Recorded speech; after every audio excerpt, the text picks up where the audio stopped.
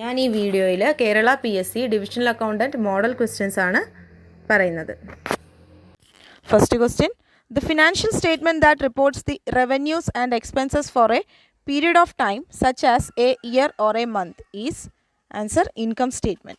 അതായത് ഏതെങ്കിലും ഒരു പ്രിസ്ക്രൈബ്ഡ് പീരിയഡിലെ റവന്യൂസും എക്സ്പെൻസസും റെക്കോർഡ് ചെയ്യുന്ന ഫിനാൻഷ്യൽ സ്റ്റേറ്റ്മെൻറ്റിനെയാണ് നമ്മൾ ഇൻകം സ്റ്റേറ്റ്മെൻറ്റ് എന്ന് വിളിക്കുന്നത്. Second question, the financial statement that reports the asset, liabilities and stockholders' equity at a specific date. Answer, balance sheet. അതായത് ഒരു സ്ഥാപനത്തിൻ്റെ അസറ്റും ലൈബിലിറ്റീസും സ്റ്റോക്ക് ഹോൾഡേഴ്സിൻ്റെ ഇക്വിറ്റിയും ഒരു സ്പെസിഫിക് ഡേറ്റിൽ റെക്കോർഡ് ചെയ്യുന്ന ഫിനാൻഷ്യൽ സ്റ്റേറ്റ്മെൻറ്റിനെയാണ് നമ്മൾ ബാലൻസ് ഷീറ്റ് എന്ന് വിളിക്കുന്നത്. നെക്സ്റ്റ് ക്വസ്റ്റ്യൻ നോക്കാം. Assets are usually reported on the balance sheet at which amount? Answer, current market value. അടുത്ത question, the listing of all the accounts available for use in a company's accounting system is known as? Answer, chart of accounts. Main purpose of financial accounting is?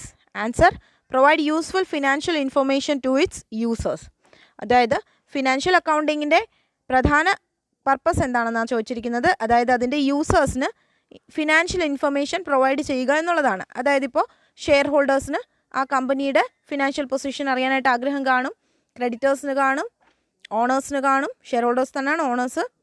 അതുപോലെ ആളുകൾക്ക് financial information കൊടുക്കുന്നതാണ് financial അക്കൗണ്ടിങ്ങിൻ്റെ main purpose.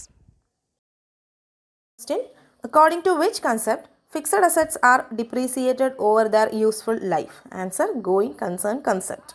അതായത് ഏത് concept അനുസരിച്ചിട്ടാണ് fixed അസറ്റിന് അതിൻ്റെ lifetime വരെ ഡിപ്രീസിയേഷൻ പ്രൊവൈഡ് ചെയ്യുന്നത്? ഗോയിങ് കൺസേൺ കൺസെപ്റ്റാണ്. അടുത്ത ക്വസ്റ്റ്യൻ നോക്കാം. Transaction relating to property, asset or possession? Answer, real account. അപ്പോൾ പ്രോപ്പർട്ടി, അസറ്റ് ഓർ പൊസഷനെ പറ്റിയുള്ള അക്കൗണ്ട് ആണെങ്കിൽ അത് റിയൽ അക്കൗണ്ട് ആയിരിക്കും. എന്നാൽ പേഴ്സൺസിനെയോ ഇൻഡിവിജ്വൽസിനെയോ പറ്റിയുള്ള അക്കൗണ്ട്സ് ആണെങ്കിൽ അത് പേഴ്സണൽ അക്കൗണ്ട് ആയിരിക്കും. അതല്ല ഇൻകം ആൻഡ് എക്സ്പെൻസിനെ പറ്റിയുള്ള അക്കൗണ്ട് ആണെങ്കിൽ അത് നോമിനൽ അക്കൗണ്ട് ആയിരിക്കും. അപ്പോൾ 3 ടൈപ്പ് ഓഫ് അക്കൗണ്ട്സ് ആണുള്ളത്: real account, personal account and nominal account. അടുത്ത question, amount spent on advertisement campaign, the benefit of which is likely to last for 3 years? Answer, deferred revenue expenditure. അപ്പോൾ deferred revenue expenditure എന്ന് പറഞ്ഞാൽ ഒരു accounting പീരീഡിൽ നമ്മൾ incur ചെയ്യുന്ന expense ആയിരിക്കും. എന്നാൽ അതിൻ്റെ ബെനിഫിറ്റ് 2 or 3 വർഷമോ, അതായത് മൾട്ടിപ്പിൾ ഇയേഴ്സ് അതിൻ്റെ ബെനിഫിറ്റ് നമുക്ക് കിട്ടുന്നുണ്ടെങ്കിൽ അങ്ങനെയുള്ള എക്സ്പെൻഡിച്ചറിനെയാണ് നമ്മൾ deferred revenue expenditure എന്ന് പറയുന്നത്. അടുത്ത question, goodwill should be recorded in the books. Answer, when some consideration in money or money's worth have been paid for it. അപ്പോൾ ഗുഡ്വിൽ എപ്പോഴാണ് നമ്മൾ ബുക്സ് ഓഫ് അക്കൗണ്ട്സിൽ റെക്കോർഡ് ചെയ്യുന്നത്? എപ്പോഴാണെന്ന് പറഞ്ഞാൽ അതിൻ്റെ പേരിൽ മണിയോ അല്ലെ മണീസ് വർത്ോ നമുക്ക് പേ ചെയ്യേണ്ടി വരുമ്പോൾ മാത്രമാണ് നമ്മൾ ഗുഡ്വില് ബുക്സ് ഓഫ് അക്കൗണ്ട്സിൽ റെക്കോർഡ് ചെയ്യുന്നത്. Next question, prorata allotment means?